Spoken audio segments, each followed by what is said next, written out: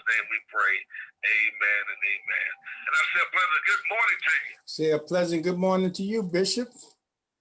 Good morning. Well, how about yourself on I'm today? doing great, man. Just like every Monday morning, especially when I hear your voice, it sort of lifts me up a little bit. So thanks for letting us come on your radio time, and we appreciate it. And for all you out there, stay tuned after we go off and listen to the Bishop, the rest of the Bishop program. He's on every day from 6 to 10. So listen to him as he presents great gospel music and a word from the Lord. Thank you, Bishop. Good morning, everyone. And every day we rise is a great day to be alive. And welcome to the Seven Cities Forums of Hampton Roads presents Coffee Talk on WGPL 1350 AM. And before we get started this morning, I want to show everybody we presenting our t-shirts. Now, it might be come up backwards on the screen. Those who are watching on Facebook Live and those who are listening on the radio, just use your imagination. But we are wearing our Coffee Talk t-shirts this morning. And also, since this is the Portsmouth Coffee Talk, we also have our mugs. And we have the Colonel with us. If he doesn't, you see he doesn't have on his gears because he's in Hawaii. And he hadn't had his yet, but he still tuning in with us this morning. And good morning, Colonel. How are you? Every day's a good day. Good morning, Colonel. We missed you last week, sir. Yeah, well, I was in the air then. Yeah, So, I know.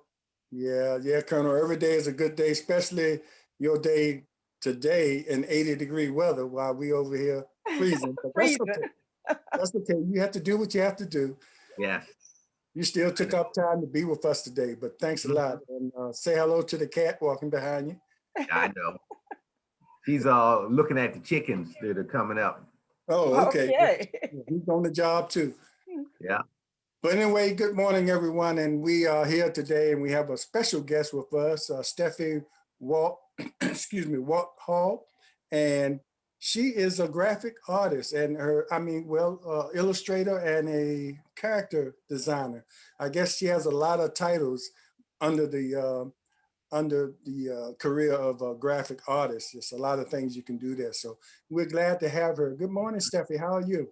Good morning. I'm all right. How are y'all? I feel a little bit left out, but I don't have a shirt or a cool mug, but it's fine. I'll forgive you for this. Steffi, we're going to have to look out for you. We promise, because we're thankful that you chose to be our guest this morning, okay? Yeah. This is our introduction of the shirt, so don't worry. We'll look out for you. But anyway, thanks for being here, and we appreciate you. We wanted to talk about your career, because not a lot of people, well, I guess a lot of people are involved in that career, but we wanted to talk about how you got started and what you're doing now, and maybe some encouraging words for youngsters coming up that have that creative ability to draw and illustrate it, and give them some guidance on where to go. So I'm going to before we go there, we always have a historic moment that we give on some of the people here in the city of Portsmouth. So I'm gonna let Leah, would you please do that? Yes. Good morning, Steffi. The proud granddaughter of Darnell Johnson and Stephanie Johnson.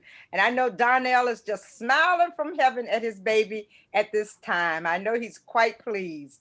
Well, I'm so proud to present today the person we want to salute during Black History Month is Roger Smith. Roger Smith is a graduate of IC Norcom in 1990. He has been with the school system for over 32 years. And during his 32 years within the school system, he was the JV baseball coach at IC Norcom from 1987 to 1988, the cross-country coach at IC Norcom 1987 to 88. And I understand that my son-in-law, Derek D.C. Powell, was one of his star performers on that team. JV girls basketball coach at Wilson High School, 1993 to 99. Boys and girls cross country coach at Wilson. A whole list of coaching activities, but most of all, he's won over 345 varsity basketball games during his career time. He's won 2 Norcom girls basketball Christmas tournaments. He's won 1 Boo Williams girls basketball silver division, 15 baseball district of conference championships, and 1 basketball Eastern regional competition. But most of all, he has had some of his players like TJ Jordan, who left ODU as the leading 3-point scorer in school's history, who played professionally in Romania. Khadijah Whittington, who broke several records at North Carolina State. She was the 26th pick in the 2008 WNBA draft by the Indiana Fever. She played professionally in France for over 10 years. Then he had Manzia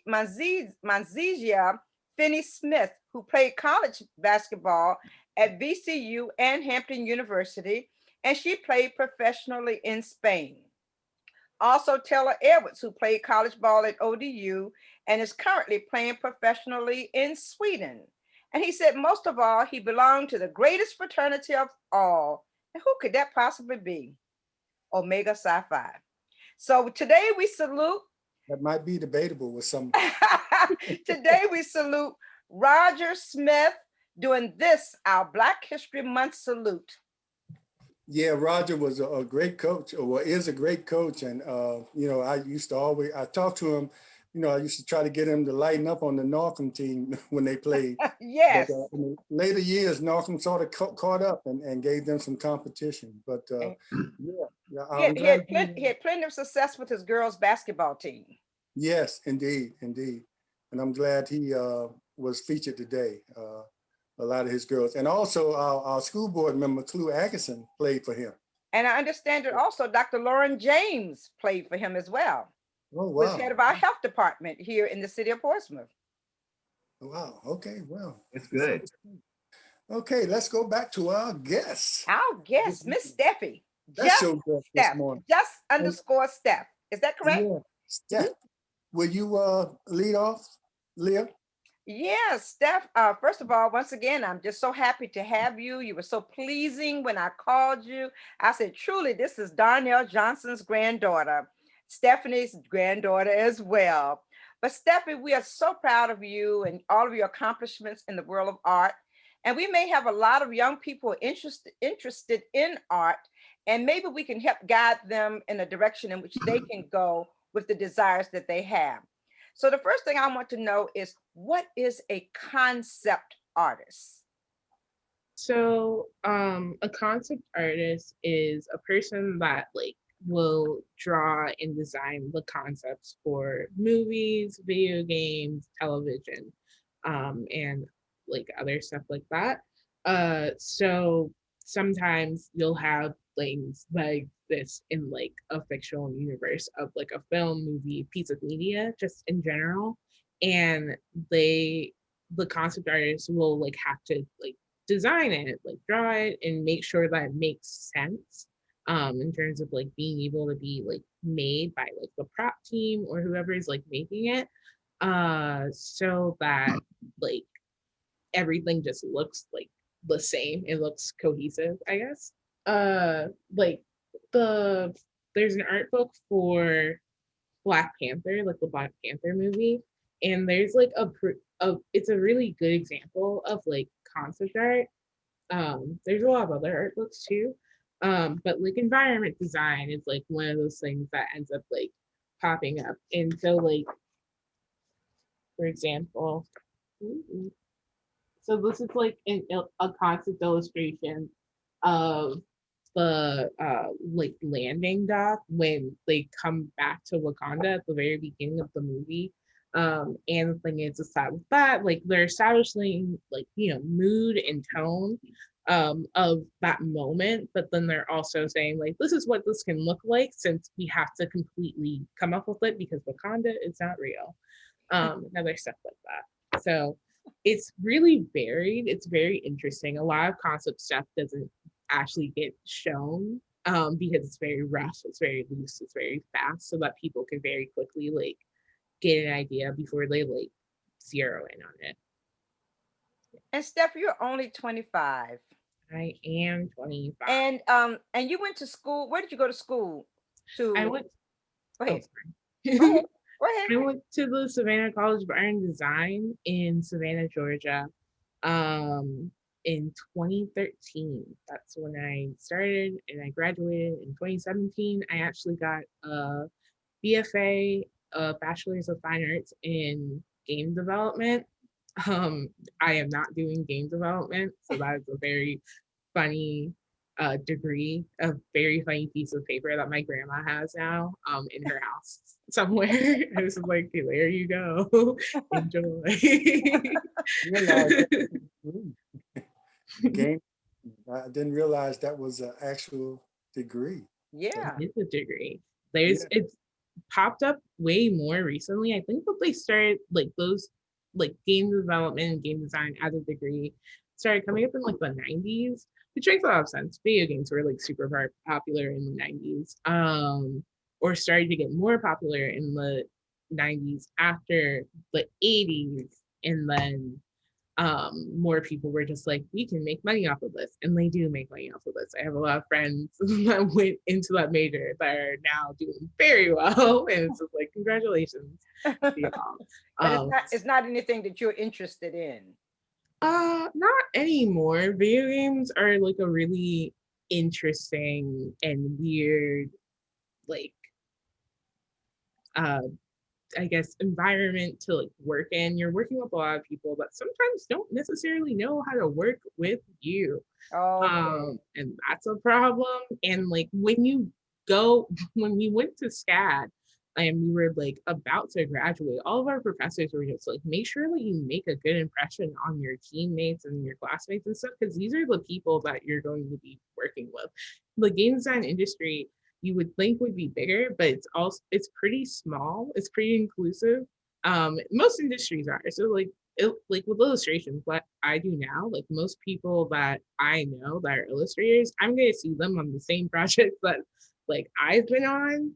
And it's the same thing for game design. It's sort of just like you get around, people know who you are, which can be a good thing or a bad thing. Because sometimes there are certain personalities that are a little bit difficult to work with, but it's okay. You know, we make it work. That artist thing. Yeah. Steffi, Mhm. in your graduating class, how many people were in there, and what was the racial mix in there? In my graduating class, I want to say there was, because that's an interesting question, mainly because my college was separated into schools. So you had like school of visual media. So, and that included visual effects, animation, and game design and interactive design. And that was probably like 1,000 people, I think. But for game design, I want to say it was probably like 200 people ish. Um, in the racial mix, I'm bad at percentages. I did not go to smart school. I went to art school. So I would probably say there was like one Black person for every 10 white people. Mhm. White person or non-Black person. I think it's like a better way to say that. Because it wasn't just white folks. It was also like a lot of like, we had a lot of international students. We had a lot of people that were just like not white at our school, which is nice to have like a diverse mix. But like game development was it's pretty white. I'm not gonna lie. Was that a nonprofit or profit? School was nonprofit or profit? I'm pretty sure that SCAD's nonprofit, but they make a lot of money. So I don't understand how that works. Like, I know that our president, I hope that she doesn't find me for this, but it's fine. She is one of the highest paid nonprofit presidents of a school in North America. She makes like $7 million a year. Probably more. Actually, I think it like went up. It was $7 million when I was going to SCAD. I think it's 14 million now. Yeah, so it's got to be a profit. Oh, yeah.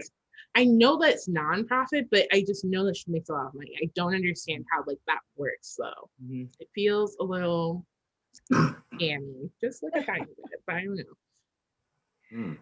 Stephanie, Interesting. go back a little bit to how you got started and how you, because it's a lot of young kids or young students, probably like yourself, that not normally exposed to a lot of things, and they might have that talent, but they don't have the opportunity to showcase it or, expand on it. So how did you really get started? I know you were the artist of the family, and you just start realizing that you had this talent, and then when you realize, you just sort of took it to the next level. So give us a little example of how you got started, doing what you do.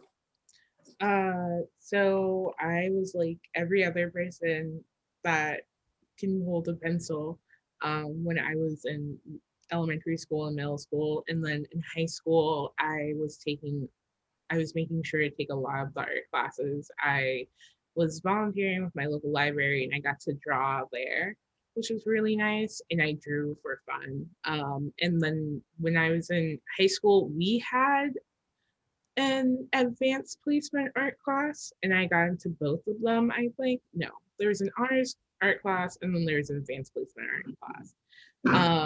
And that's where I really started focusing. And it was just like, I'm going to try and figure out how to do this art thing in my future. I do not know how. My godmom actually found out about SCAD because there's like 4 campuses for my school. And one of them's in Atlanta. And her apartment, she could see the SCAD like billboard right next to the giant peach. It was very interesting when I saw it. I was just like, oh, this is what you're talking about. I wasn't in the Savannah campus, but I could have gone to the Atlanta campus. And I ended up applying to SCAD. I got a lot of scholarship money from SCAD, which was very helpful. And that's where I ended up going. But originally, I was just like, I want to go for illustration, which is ironically what I do now. My dad and my art teacher were both just like, no, don't go into illustration. Print is dead. Print is dying out because like 2013, like more things were switching over to digital. And so he was just like, no, like you're not going to be able to live off of this in 2013. And I was just like, okay, and I'll listen to you, Father. You know more than I do. And I went to game design. And very recently, my dad was just like, hey, Steffi, because after I got like my first like illustration jobs, he was just like, wow, I always knew you could do it. And it was just like, oh, that's interesting. Where's this energy coming from? I don't know, because it's completely different than like what you were saying like 4 years ago. What's up? But yeah, he very recently was just like, Steffi, I know that I told you not to go into illustration. I'm so glad you didn't listen to me. And I was just like, it's okay. I didn't hold it against you or anything. It's fine. Look, we're okay. We're good. And now I just send him my book. It's very exciting. Glad you stayed on that track because, book illustrations and it's a resurgent for that kind of artwork, coming from illustrators like yourself. And I hope that's one of the reasons we wanted to have you up here so you could sort of be an encouragement for some of the young people that are coming up. And, everybody's trying to bring the arts back or the focus on it back into our schools.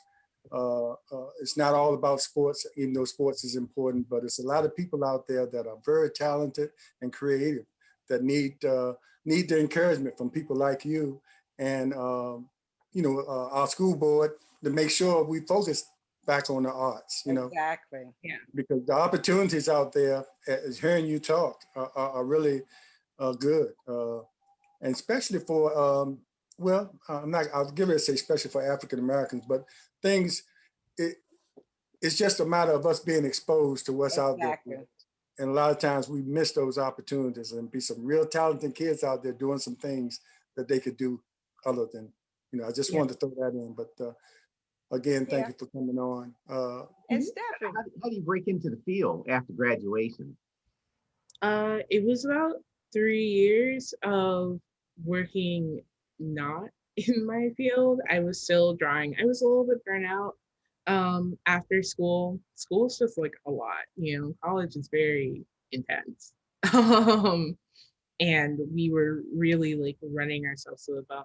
But I do, but I actually got an email randomly in 2019 that was like, hey, I saw your work on Instagram, and I was wondering if you ever considered being represented by an art agency. And I was just like, no, I did my research to see what people think. And it's sort of like a mixed bag in terms of how people feel about being represented for art, because sometimes people think that agents aren't super helpful. And sometimes certain agents aren't. Certain agents, like, they don't like, or agencies, they don't like reach out for you, but and then they're still taking a commission off of like the work that you've done, and they like make you pay for things. My agency doesn't work like that, which is really nice. But yeah, in March of 2019, I had signed on with Bright, and at the very beginning, they were just like, oh yeah, sometimes it might take a couple of months, maybe even a year to actually get like a solid stream of work. And I was just like, oh, okay, cool. Like, that's fine. It's been 3 years now. Like, I'll be fine. Like, I'm gonna find a job, like a part-time job or like a full-time job, and I'll just do this on the side. It's okay. And then I started getting work. And then I started getting more work. And then 2020 like started, and I had moved up here to Sterling from Chesapeake. And I was just like, oh, I'm gonna try and get like a part-time in something like relatively creative, but not necessarily me drawing all the time, like at a print shop or something. And then things happened in the world. And suddenly I was full-time freelance, but then also my work just skyrocketed because suddenly everyone wanted publishing was just like, we need to get books out now. And we especially need to get books out with Black illustrators and Black artists. So that was Well, Stephanie, we're getting close to the time we're gonna leave the radio, but we're gonna stay on Facebook Live and talk some more. And one thing about Facebook Live, we can show some more of your illustrations because people will actually see it. But before we go off, Leah has another historic moment. Boy, the time has gone so fast. It's hard to believe this time for us to come off the air, but we will continue on Facebook Live. Our next person who we would like to salute during this Black History Month is none other than our very own Mae Breckenridge Haywood, a retired Portsmouth School librarian who received the Dr. Martin Luther King Jr. Urban League Award for Community Service. She was charged with the preservation of an historic building that once served as the library for African Americans in Portsmouth. The building became a museum recognizing African Americans' contributions to Portsmouth. Portsmouth Community Library is also known as the Portsmouth Colored Library. It is a historic building located in Portsmouth, Virginia. It was built in 1945 at 804 South Street. Mae was a librarian at Kennedy High School in Suffolk, Norfolk State College assistant librarian. She was a librarian at Brighton Elementary and Churchland Academy, I.C. Norcom High School, and she has authored a number of books, one being Inscriptions in Triumph, tombstone inscriptions from the African American cemeteries of Mount Calvary, Mount Olive, Fisher Hill, and Potter's Field, Portsmouth, Virginia. So today, Coffee Talk would like to salute for Black History Month, our second individual, Mae Breckenridge Haywood. Reach out to Roger and Mae and thank them for all the great works that they've done in our community. Oh, yes, indeed. And thank you, Leah. I appreciate that. And I also like to mention that Mae was the sister of Bernard Griffin, Exactly. who was a city councilman and mayor of the city. And mayor. Sometimes families, create a lot of great people. So thanks again. And as we leave the air, thanks everyone for watching on listening on WGPL 1350 AM. And thank the Bishop Edward Johnson for allowing us and handling the controls back at the station for us. And we want you all to listen next week. Next week we start into the month March is National Women's Month. Women in History. Yeah, Women's Month. Yes. We're going to dedicate that month to women in politics, in education, in medicine, and what else? Well, we're going to just dedicate that month to women every month, every Monday next month. So please stay tuned as we feature women of Portsmouth who have done some amazing things or are doing some amazing things. So thanks, everybody. And we'll see you next week on the radio. But those watching on YouTube, I'm not YouTube, I'm sorry, on Facebook Live, stay tuned, we'll continue. Steffi, you have had an amazing journey in this year that you've been with your agency. The thing that caught my eye was I was on a friend's page and I saw the illustrations for Ma Rainey's Black Bottom. And I called James. I said, James, I got to call Stephanie. We got to get her granddaughter on the radio because it was just amazing to see how you can show every stroke that you've taken in order to design Ma Rainey's Black Bottom. So share with us a picture of your Ma Rainey's Black Bottom. I know you have it before you. I do have it. I have it right here. Yes, yes. So this was for the December 21st issue of the New Yorker. And I got this job 2 weeks after I got my first illustration job with the New Yorker. And my first one, it was a very big deal, firstly, because the New Yorker is pretty, like, you know, important. Yes. But also my first job was literally like, my first illustration was literally at the back of the magazine and it was very small. But it was still exciting. And then like they sent me an email and they're just like, hey, do you want to do a full page? And it was like, yes, I would like to do a full page. Thank you. We didn't know necessarily if I could handle it, but I was determined. I was very set on doing this. It was super important. I love Viola Davis. I love Chadwick Boseman. And I wanted to do something for this movie because I knew it was going to be super exciting. And it was for a film review of the movie. And so I did this illustration. And the week that it came out, which was the 14th, was the same week that the movie came out, which was that Friday. And so on that Friday, I posted it onto my Instagram after some waffling, because I was just like, do I post it when it actually comes out and I actually have the thing in my hands, or do I post it like later or earlier? I don't know. It's always like a weird situation of trying to decide, when do you post? How do you write the right caption? I don't know. And I posted it, and then I saw that like it was getting some engagement, which is always nice. And I saw this random person that I didn't know, you know, liked it, commented on it, and then he actually reposted it. And I looked at his page, and he was the makeup artist that worked on Ma Rainey's Black Bottom. Oh, wow. Yeah, it was super exciting. And I was just like, oh man, thank you so much, because we had focused so much on the makeup in this illustration. And then the next day, on that Saturday, I noticed that I was getting a lot of like engagement. I guess I was getting a lot of likes and my phone was being sort of weird. And I went on to Instagram, and the next thing I see in my notifications is that Viola Davis has liked both of my posts. Because I also always like try and post, if I can, it really depends. I'll try and post a time lapse of my like process, because I like being able to show it, especially if I spent so long on it. That literally took like a full 24 hours over the course of like a week. So I was like screaming to my sister. I just screamed hearing that Viola Davis got in touch with you.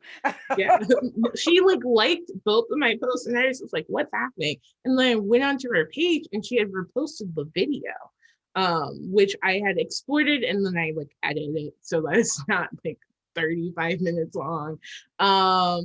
And I was just like, oh my God, like Viola Davis. And I you know how Instagram, you can share something on Instagram and then also on Facebook because they're owned by the same Right. company. I didn't realize it until a week later because I don't go on Facebook that often, but she had also shared it onto her Facebook page. And suddenly I had a bunch of Facebook friend requests from a bunch of people I didn't know because of this one illustration because it tagged me in it. And I had people reacting to it. I was just like, I didn't say anything at all. Whoops. I was just too busy like screaming in my apartment, being very annoying to my neighbor. Yeah. So that That's sounds amazing. That is amazing. Because that was going to be one of my questions, you know, did Viola reach out to you? And that's wonderful. Yeah, she saw it. I'm gonna see if I can send her a print. I'm gonna try it, if anything, to send a print to the makeup artist because I got some of those printed out. And I can also send some prints to y'all. If Oh, you thank you so very much. I appreciate it. Hey, Leah, I can't let this pass since you did your little history moment on May, Yes. and this just happened to be a coincidence. I noticed that Steffi was commissioned to do a watercolor illustration of the Portsmouth Black Business District for the Portsmouth colored community. Museum. Wonderful. Tell us about that, And Steffi. tell us about that because it's funny how that worked out because Yes. Yeah. we went through a few people before we picked May to feature. We went through a whole lot of people. And then later on, I saw that she had done something along those same lines. Okay. Yeah, that's actually really funny because like when you said it, I was just like, how do I like bring this up? I don't know. And then you asked me a different question. And it's just like, oh, I want to circle back. But yeah, actually, I was literally thinking about that. I did do something for the Black business display. It was Probably Effingham Street, right? Was it Effingham Street? yes. Yeah, it was a couple of different things. I did an illustration, like a watercolor painting of my I don't know, but great maternal grandfather on my grandma's side. It's been a while. I think I did that in 2016. I think that's when that was. But when you said the Portsmouth, like Black Library, I was just like, hey, I know that place. I was there for that. I guess that would technically be my first like show, I guess. My only show. But yeah, I did, I want to say 4 paintings for that. It was highlighting Black businesses and also like just Black life during that time. And it was super exciting. My grandparents were obviously both there. I had never been to that place before. And now every single time I pass it, I'm just like, goodbye. Just like singing sad music. Because I'm glad you captured that. yeah. Yes, indeed. I don't know where the art is anymore, but I think that the library has it. The works are in the library now. Yeah, I don't know where. Okay. But we'll find out from May. May will be able to tell us where it is. Yeah. We're gonna find it and then post it. Exactly.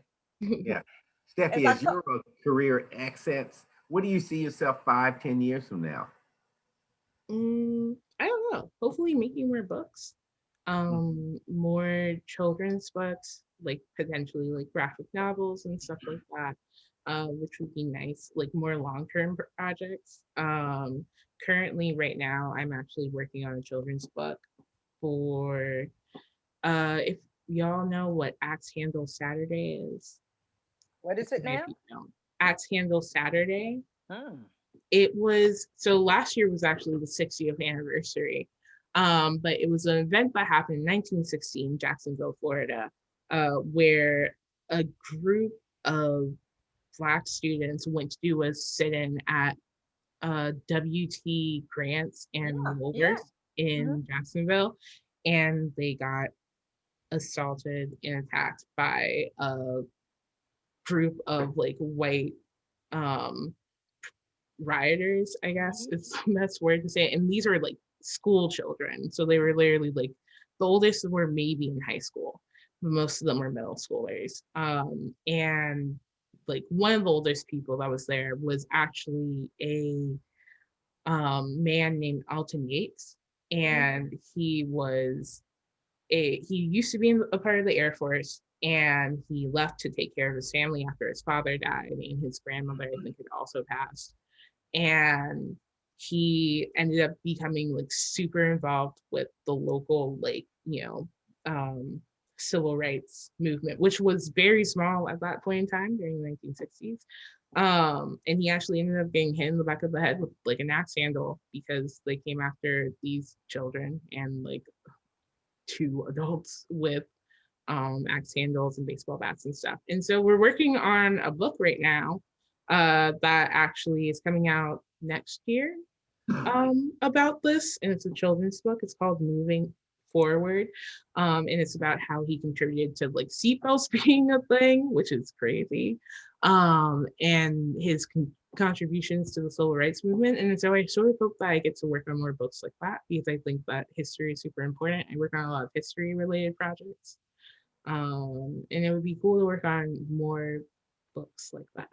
Wonderful. Wonderful. Now Excellent. you've done some other things for Netflix as well, right? I have, yes. Share with I us, please. did. I did an illustration for Netflix and Complex to promote the second season of the Umbrella Academy. And so I got to illustrate Vanya, which was super exciting. She is a very like intense character that is potentially the most powerful character in the entire series. And there's like, and they had gotten like, I want to say 7 or 8 different Black illustrators from all over to illustrate one of each of the characters. And that was just super exciting. And then we got to do like an interview with Complex, and then they shared it onto their social medias. Wonderful. Excellent, excellent. Yeah, love what you're doing. Love what you're doing. Thank you. But for those who are out there on Facebook Live, I got to put a commercial break in here real quick. And if you like what you're seeing, especially if in our guest today is a representative of our diverse body of work that we putting out there. So and we're also looking for saying that we're looking for sponsors or donations so we can continue to doing what we're doing to educate our population, educate and inform. So you can send a check or a sponsorship letter or a request to Hampton Road 7 Cities Forum at P.O. Box 7664, Portsmouth, Virginia 23707, and we would really appreciate it. And if to get feedback, Slim, you can give them our email, and you can email us with a responses and any questions or whatever. Yeah, the email is Hampton Road 7 Cities Forums at yahoo.com. Hampton Road 7 Cities Forums at yahoo.com. And you can also inbox us on Facebook if you have any questions or you want to know details on how to support us. And don't forget, we stay tuned. And also, you're going to have an opportunity to win one of our Coffee Talk coffee mugs, so you can drink your coffee with us on Monday mornings at 6:30. But Steffi, I got to tell you, your grandmother, of course, is watching you. Oh, and she said, beautiful show, Steffi. So you're doing a great job. Stephanie Johnson, your granddaughter, is doing an amazing job. And I'm so thankful that we've had the opportunity to bring her on to Coffee Talk, because this has been a very pleasant hour. Thank you, Steffi. James, you have a question for Steffi? Yeah, I have a question. Steffi, let's help out some of the potential future graphic artists. And since you are a freelance illustrator, but you also are represented by a company, the Bright Company, which is sort of like your agency. And explain how, you can be freelance and deal with companies coming at you by yourself, but the advantage of having that agency company, talk about that, the advantage of that, and some of the lessons you learned as Yeah. leading up to making sure that you let everything go through that company. So my agency, it's called Bray. It's called the Bray Agency, and it's super useful and helpful as like an illustrator. And like it's statistically proven that like having an agency can up your worth as an illustrator, which is super nice. Like so you end up getting paid more for certain jobs. Everything has like a range in terms of how much things uh you get paid for and how much things cost, except for editorial is pretty like cut and dry, just like, oh, this thing is like 400 and this thing is 500. But book covers and books, those things can really vary, and having an agent is really nice because they can negotiate the cost up a lot, which is great, especially if you are living off of that money. And it's also super useful to have an agent, like in terms of just covering like really technical stuff, because that's their whole job. It's sort of like having an accountant, but not having an accountant. It's like a similar thing, like how accountants will know things that you don't know Right. when you're filing your taxes so that you can get more tax breaks and stuff. An agent will know when something in a contract is iffy, or if they're trying to like get you, which like it's not always like necessarily malicious, but companies are trying to save money, Of course. And they will also, can in certain cases, if there's like a specific situation that is questionable, which I have been in a couple, the agent will pop in and be like, hey, are you okay? And they'll like intercede on your behalf, which is really nice. Now, sometimes like agencies don't really work for everybody. It really depends on what you're looking for. You have to make sure that you do your research in terms of like, is this like place the right place for me? Because some agencies, like they make you pay money to like for them to advertise for you, which honestly, if an agency is going to do that, don't go with that agency, because they're working for you. Why do you need to pay money for them to do their job? Because the thing is that an agent doesn't get paid until you get paid. So they will like chase down your checks and all this other stuff. Good. Excellent. Very important information. And one of the things too, being in that field, you have to be patient and let things happen and believe in your creative ability and what you're doing. And like you said, things will come. Yeah. In the beginning, it might be kind of rough, just like any other job, but you might have to, but that's the best route to go as far as, creating legally and all those things put together, to protect yourself and make sure you're getting paid and everything's proper. Yeah. But Steffi, I got a question. When you're doing an illustration or a job for a company, and you look at the record companies with these artists. So and they talk about, especially in the music industry, and they talk about having the masters. So for future royalties. So when you do an illustration and you sell it to company X or magazine Y, are you selling the masters of that illustration to them, or do you get rights for future publications of that? So most of my work is work for hire. That's how most illustration work goes. When you get into royalty stuff, that's normally if you are working on something where you're doing like a lot of the work. So like, for example, the children's book that I'm working on right now, and then I'm also working on a book with Scholastic. Oh, wait, I have the original book. We are like, Scholastic is currently like redoing a lot of books from a really long time ago that had some like racist undertones, Right. I guess. And they're rewriting them so that they are, remedying the fact. And this is like one of them, and this is the one that I'm going to be reworking. But like, so with books like that, I'm gonna get royalties on because of how those companies work.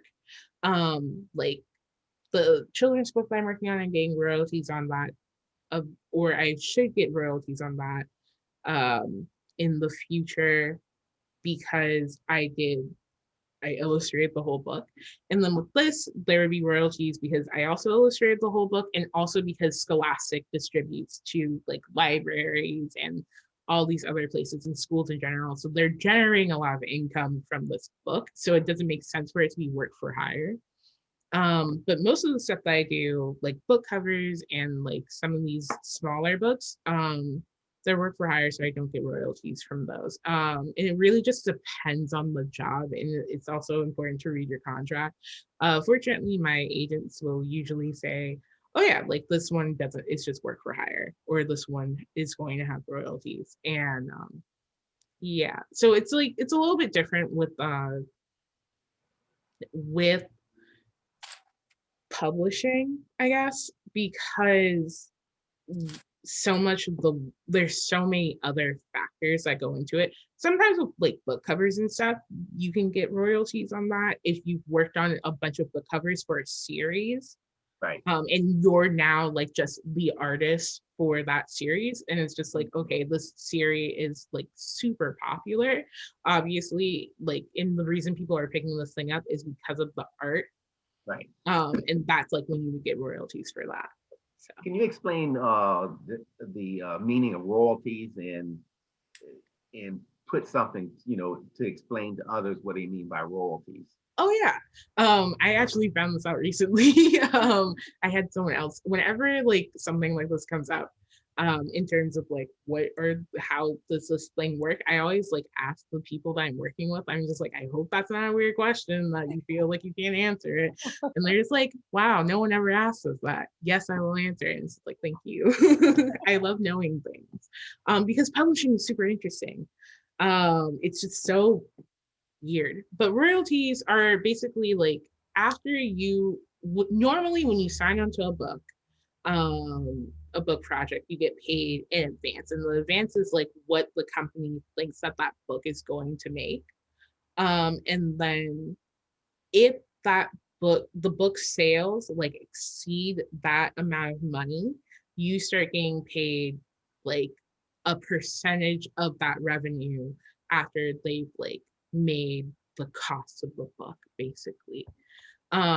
So let's say that you worked on a book for like $15,000, like you got like an advance of $15,000, the book sales exceed $15,000. There's like a lot of percentages and stuff that are involved that are a little bit confusing. Again, art school, not smart school. I don't know. Like I kept on seeing 2.5. I was like, I don't know what this means. don't ask me. But like after it's exceeded like a certain point, after like if the book sold more than like $15,000 worth of like copies or whatever, you as the illustrator and also like the author will start getting royalty checks after that, and that can go on into perpetuity. Like you'll see it a lot when people like, if you ever follow like authors and stuff, you'll see it a lot when they're just like, oh, like this book's had its like second or third print run normally by that point. So like the first print run is like how many is basically the advance, like the equivalent of the advance, and then the second print run is like when the royalty checks start coming in. Does that make sense? Yes. So how did the checks catch up to you though? So since you moved, so it just goes to, you just have to keep an account open, or can it go to unclaimed checks or whatever? Oh, I have direct deposit. I do not do like checks, like state checks. But like it's just like it's going to my bank account. You know what I mean? But yeah, actually, like it usually goes through my agency first, because they take a percentage of like whatever I make through them. Right. And like the average is 30%. That's what I have, and then I get 70% of whatever that is. So. Mm-hmm. Mm-hmm.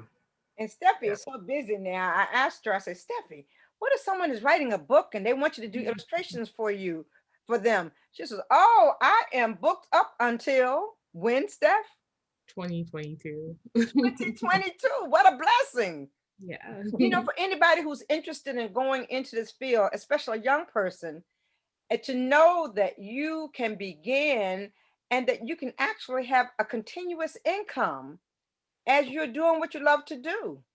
So until 2022, and imagine when 2022 comes, you can probably be into 2025. So I'll never get you to draw the illustrations for my book. Yeah.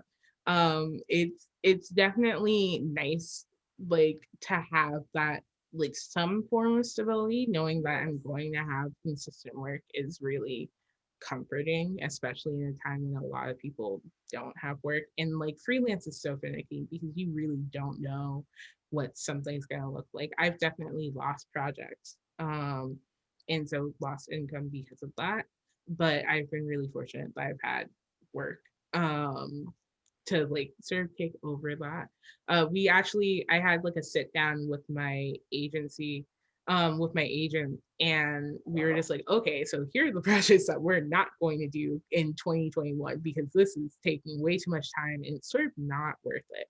I think it really, when you're in the industry longer, you start to realize like what stuff makes sense for you. So for me right now, education projects don't make a lot of sense. They don't pay super amazingly. They're a great way to get started and start building your portfolio, especially if you don't have one.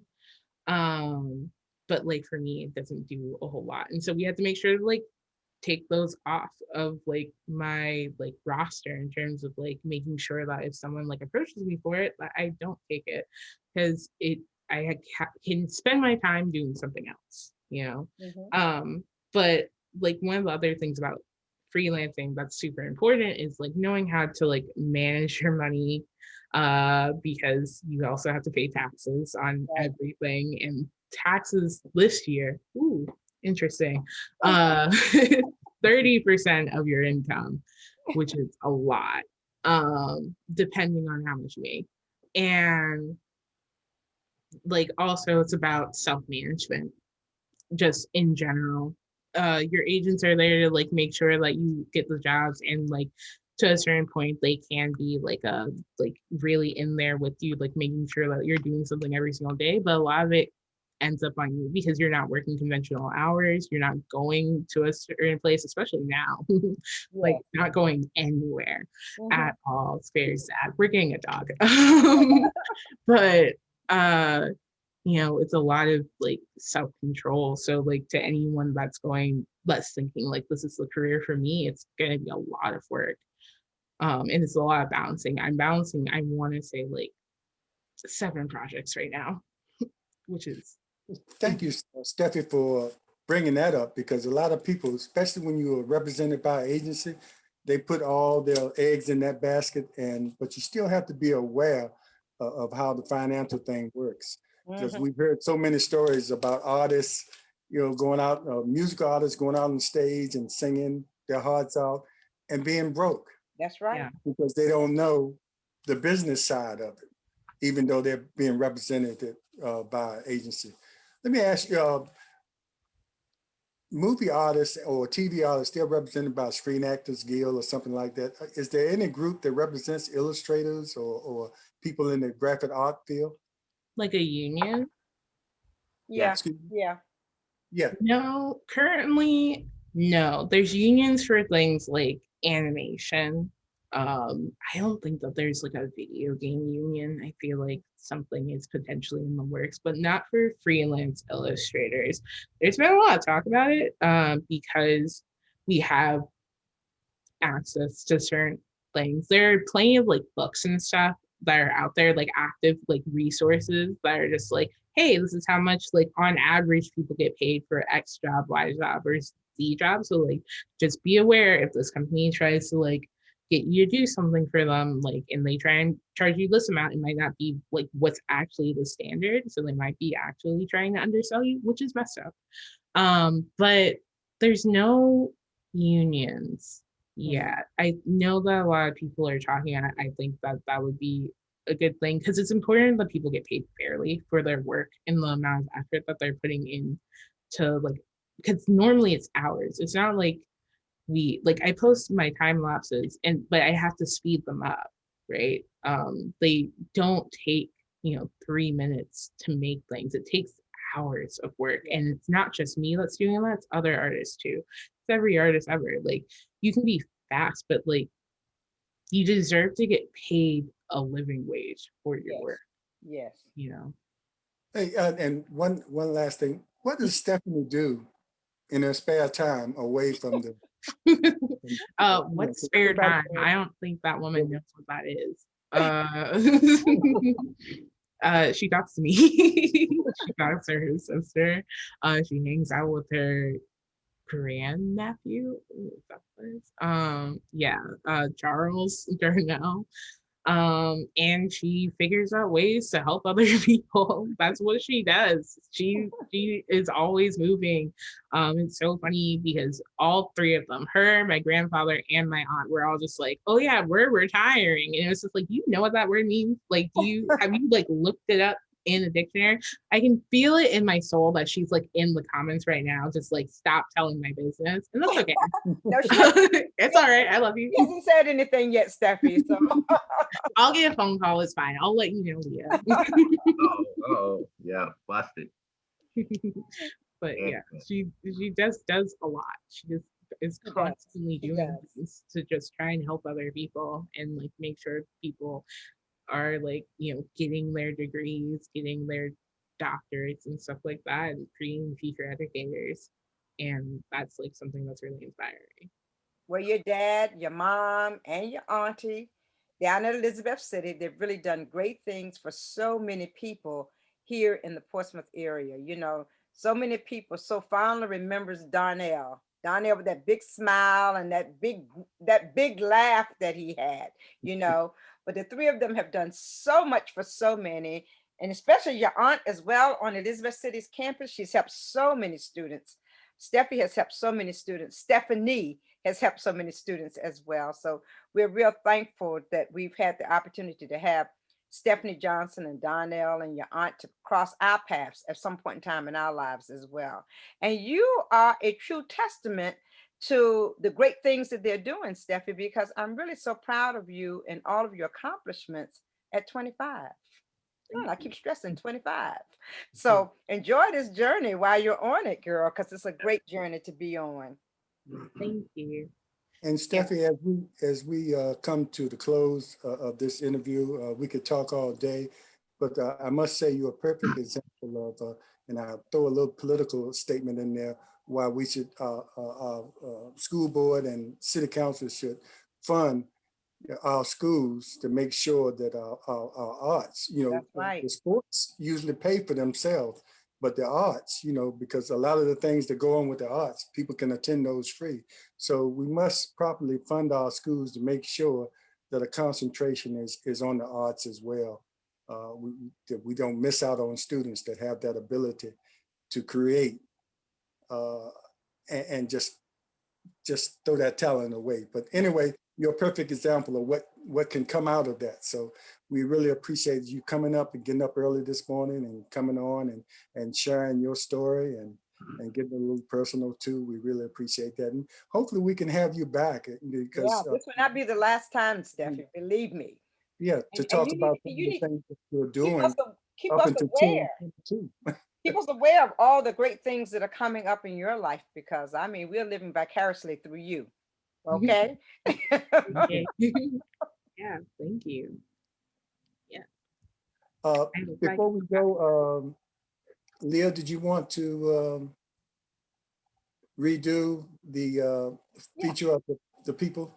Okay, during this Black History Month, what we're trying to do here at Coffee Talk is try to acknowledge some of those people in the community who are still with us, as opposed to always acknowledging those people who've gone on, who paved the way for each and every one of us. And for those individuals, we are eternally grateful.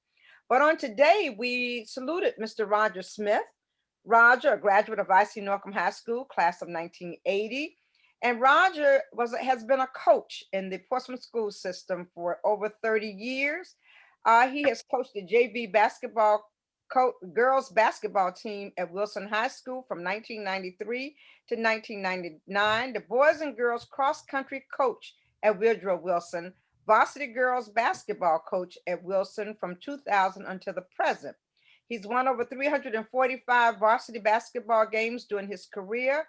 He won 2 Norcom girls basketball Christmas tournaments, 1 Boo Williams girls basketball division, and 15 basketball district or conference championships. He's gone on to have to play for him Dr. Lauren James, our very own Clu Atkinson, who's on the Portsmouth School Board, as well as TJ Jordan, who left ODU as the leading 3-point scorer in the school history, who played professionally in Romania. Also, Khadijah Whittington, who broke several records at North Carolina State, and she was the 26th pick in the 2008 WNBA draft by the Indiana Fever, and she played professionally in France for over 10 years. Monasia Finney-Smith, who played college ball at VCU and Hampton University, and she also played professionally in Spain. Tella Edwards, who played college ball at ODU and is currently playing professionally in Sweden. So on this Black History Moment, we salute Roger Smith.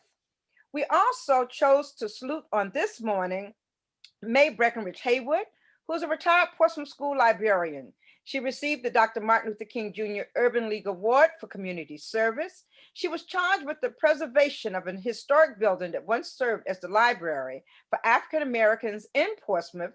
The building became a museum recognizing African Americans' contributions to Portsmouth. The Portsmouth Community Library, also known as the Portsmouth Colored Community Library, is a historic library building located in Portsmouth, Virginia. It was built in 1945 at 804 South Street. She has been a librarian at Kennedy High School in Suffolk, Norfolk State College, where she was assistant librarian, Brighton Elementary and Churchland Academy, Portsmouth, as well as the librarian of I.C. Norcom High School. One of the books she has authored is Inscriptions in Triumph, Tombstone Inscriptions from African American Cemeteries of Mount Calvary, Mount Olive, Fisher's Hill, and Potter's Field in Portsmouth, Virginia. So we also salute Miss Mae Breckenridge Haywood, who's also the sister of our former mayor and city council member, Bernard Griffin. Now, before we go, Steffi, to say your grandmother says, thank you for the compliments. Steffi is a great example of a young lady who follows her dreams. She is successful with a positive attitude regarding the arts. And that is so true. I could not have said it better. Steffi definitely is. Thank you, Stephanie Johnson. And we're thankful that you allowed us to get in touch with your granddaughter, just_Steph on Instagram. If you want to see her work, go to just_STEFFI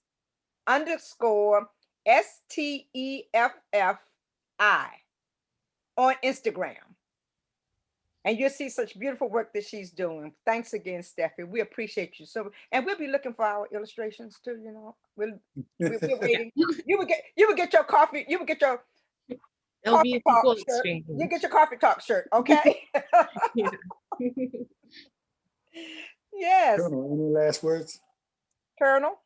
You know what, Steffi, it's good to see you out there representing, because especially as young folks and being a role model to those who are just not in the arts, but just being a young person coming up in society and representing and doing it the right way. Exactly. Explaining your history and how others and pulling others up. And so I like to thank you ahead of time. Thank you in advance for what you'll do, what you've done in the past, what you're doing now, and what you're going to do in the future. Thanks. Exactly. Thank you. And I thank you. And you're probably that one motivation that some child needs in order to understand that I can do this and I can be successful in doing this. So we appreciate you, Steffi. James, I'm sorry. That's okay. That's okay. And Stephanie, Steffi, we appreciate you, and we'll be taking that journey with you because I think it's important that students coming up get a chance to see people that look like them in a field that they probably thought that wasn't an opportunity for them. So thanks for what you do, and thanks for coming on. And we're signing off now. And thanks everybody for watching. We really appreciate you coming on, and stay tuned next month as we dedicate the month to women on National Women Month Yes. in March. We appreciate it. Take care. Take Goodbye. care, And and our our voice. our community. In our future. Thank you.